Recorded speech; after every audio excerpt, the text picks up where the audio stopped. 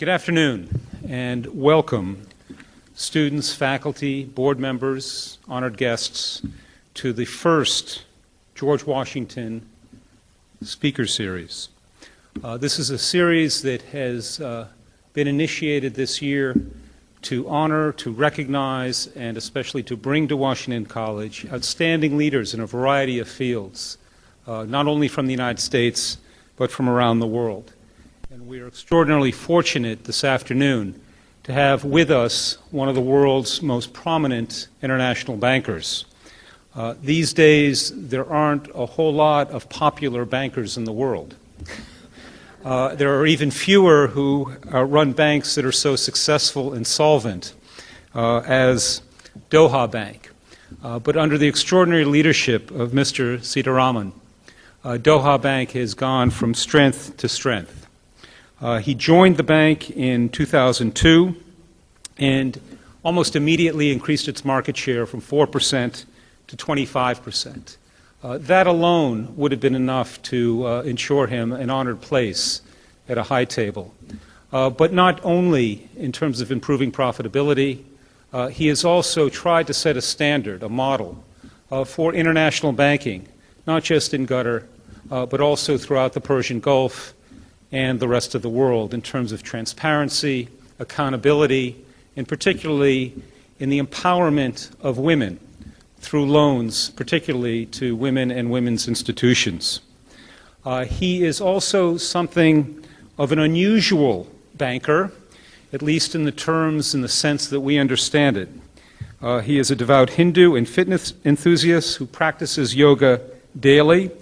As you will soon see, he is also widely known for wearing a tuxedo to work every single day and has a 25-year supply of bow ties, I learned earlier today. We did a quick investigation of the gift shop to see if we had a Washington College bow tie. We couldn't find one, but rest assured, one will soon be on its way to you to add to your collection. We are extraordinarily pleased that he has taken time from some very important meetings that he is having in Washington, D.C. Today and tomorrow with leaders of international financial institutions, including the United Nations and the World Bank. Please join me in welcoming Mr. Seetharaman, who will talk about the New World Order and opportunities, bilateral trade, investment, banking, and finance between the Gulf and the United States.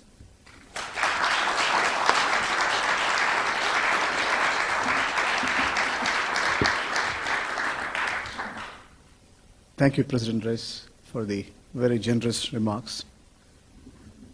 It's my pleasure and privilege to be part of this interesting and exciting faculty and the students. Ladies and gentlemen, we are living in a changing world. The change is on account of globalization. The change is on account of the re-regulation. From deregulation, it has moved to re-regulation.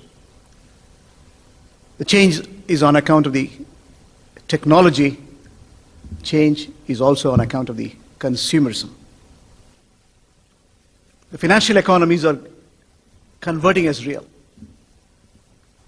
Real economies are redefining the scope and performance. Conceptually, we live in a new world order.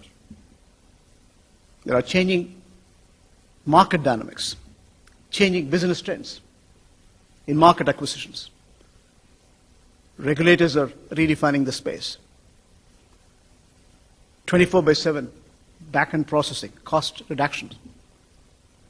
Conceptually, changing business trends and technology trends is also realigning the business model. The crisis we have seen, we are witnessing, we are going to witness for a while, unless we recognize there are universal standards set in for accounting, valuation, securitization. The global governance needs to be redefined. That's the world we are in. Investment banks who took the housing mortgage loans and bundled into a debt package resulted in subprime.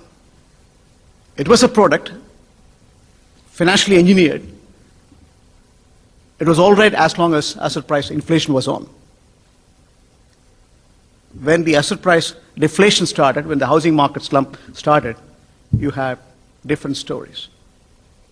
It has infected not only the United States, it transcended borders, transatlantic, again, Europe or even emerging markets were all infected. The auditors have failed. The rating agencies have failed. Regulators of light switch regulations have failed. Today, we are redefining the space. Conceptually, it is not few institutions. It's not Lehman Brothers or Bastions which was setting the change in the new world order. Go to any part of the world. Clearly, we had instances in Europe, Northern Rock, Royal Bank of Scotland, again, emerging markets, some of the institutions which were all practicing asset-based securitizations all paid a big penalty for it. Now, we have come to terms. This world has to be redefined. That's why politics and economics started converging. G7 has become G8, G8 become G20. Setting new vision, setting universal standard in terms of global governance was a necessity. That's the world we are in. Clearly, the governing evidence for us is to see what sort of realignment and partnership can evolve so that long-term it produces gross welfare to the mass. The global growth is impaired. The financial crisis has given us an enormous amount of new lessons. What has changed in the last 3 years? Printing money, quantitative easing was supplementing additional advantage in terms of liquidity. The financial market started getting into, again, artificial support. The world has not recovered. The world is not still getting the financial stability as we deem fit. Because the decisions which we have taken in G20, as I said, in terms of accounting or valuation or securitization, needs to be executed. It means politics and economics have to converge. Look at the recent reports of the IMF.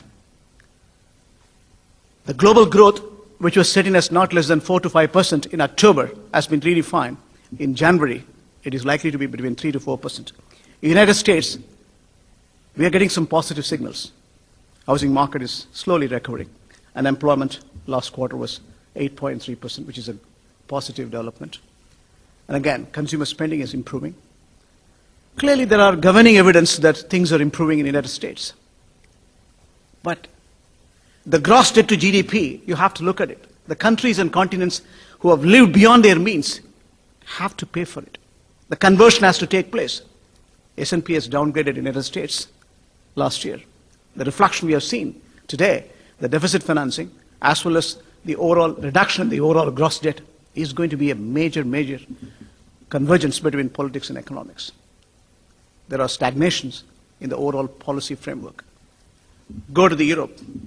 There's an absolute deformity in the birth. There's a design error in terms of euro as a currency. You have monetary policy which is centralized. Fiscal policy is not centralized. The reflection you have seen, the enlarged euro, is a failure. Whether euro as a currency can survive, EU as a one fraternity can survive, the questions are not answered. It cannot hold together in my pursuit of profession. Clearly, there are governing evidence. You have seen the struggle. There is an absolute contagion impact. Greece has lived beyond their capacity. They have to convert into real. It means it has to go to austerity measures. Spain, Portugal, Italy. The list is endless. This has got a profound impact in terms of overall value creations. You cannot sustain growth without value creations. Austerity can add value in terms of fiscal prudence. Clearly, you have to yearn to make sure you pay what you have overspent. That's the change we are seeing in the Europe. Again, we live in an interconnected world. It is not going to go out of the overall value chain. United States has to worry about what's happening in Europe. Go to the emerging markets. China China has lost 30 years, not less than 39% average. Again, asset bubbles. You have clearly housing market is in bubble. There's a possibility of stagflation there. India is also, again, fiscal consolidation is an issue. Inflation is eating the overall growth momentum. This is the world we are in. If you look at the overall, the indicators, advanced economies are grossly underperforming. In a way, they are in contraction. Incremental growth, 50 to 60%, is coming out of the emerging markets and developed economies. We need to evolve a partnership, create a business model which can sustain global growth, global financial stability. That's the partnership we are talking about. That's the new world order we are talking about. How do we create it? Look at the Gulf states. The Gulf states, the 6 countries put together, namely Oman, United Arab Emirates, Qatar, Bahrain, Saudi Arabia, and Kuwait. 6 states put together, $1 trillion block. It runs in fiscal surplus, current account surplus, investable surplus. The GDP, if you look at the IMF estimates, is not less than 1.6 trillion, taking oil at $80. Conceptually, the current account surplus to GDP is over 20%. Fiscal surplus is not less than 12%. That's the kind of value creation we are talking about. In spite of the macroeconomic stability, they are not isolated from the global crisis. Insulated in terms of macroeconomic stability, but they are not isolated from the global financial crisis. It is infecting the real economies. The real economies have to redefine their scope. They have to redefine their business model to make sure there is financial stability comes in. Communism has changed. Capitalism is alterating its form and substance. Mixed economies are performing. Clearly, we need to evolve that partnership.